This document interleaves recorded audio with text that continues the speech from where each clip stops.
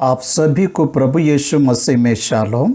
आज की प्रतिज्ञा प्रेरितों के काम 2 अध्याय 17 वचन में, अपना आत्मा सब मनुष्यों पर उंडेलूंगा।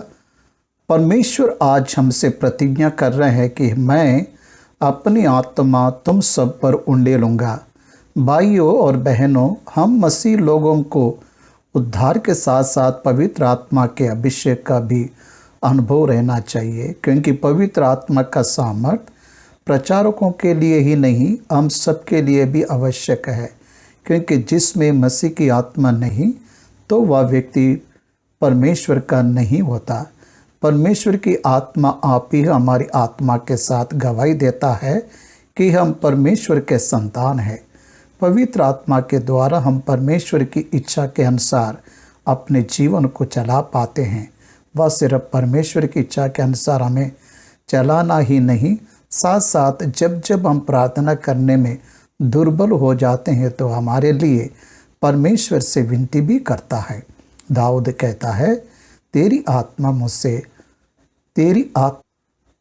मुझसे अलग ना होने दे। जब शाऊल के जीवन से परमेश्वर की आत्मा निकल गई तब उसमें दुरात्मा आ गई थी। एलिया से एलीशा ने दुगनी आत्मा के अभिषेक को मांगा।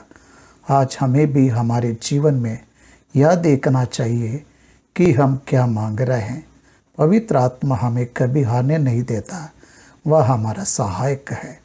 हमें से हर एक को परमेश्वर ने एक विशेष उद्देश्य के लिए चुना है। उस उद्देश्य को पूरा करने में पवित्र आत्मा हमारी सहायता करती है।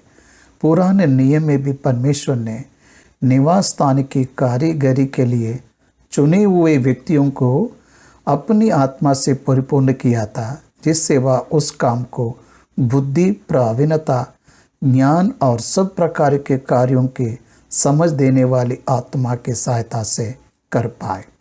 परमेश्वर आज आपको भी अपनी आत्मा से परिपूर्ण करने की प्रतिज्ञा कर रहा है, जिससे जिस उद्देश्य के लिए तुम्हें परमेश्वर ने चुना उस उद्देश्य को आप पवित्र आत्मा की सहायता से पूरा कर सको। परमेश्वर की आत्मा हमारी निर्बलता में हमें बलवंत बनाती है। हर एक विश्वासी पवित्र आत्मा से परिपूर्ण होकर ही अपने सामने आने वाले गोलियत पर विजय पा सकते हैं। कई समस्याओं का सामना हम कर सकते हैं, क्योंकि ना तो बल और ना शक्ति से, परंतु परमेश्वर की आत्मा के द्वारा ही हम जयवंत होंगे। परमेश्वर की आत्मा हमारे उलझे हुए जीवन को सुलझा कर हमें आगे चलाती है।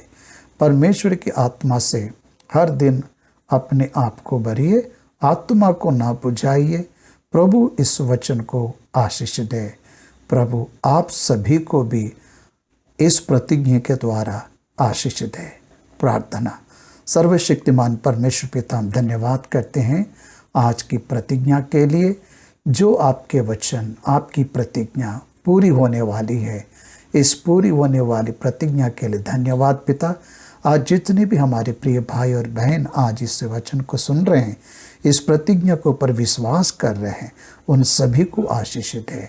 पवित्र आत्मा के अगुवाई में परमेश्वर वे चल पाए। यीशु मसीह के नाम से इस प्रार्थना को मांगते पिता, आमीन, आमीन, आमीन।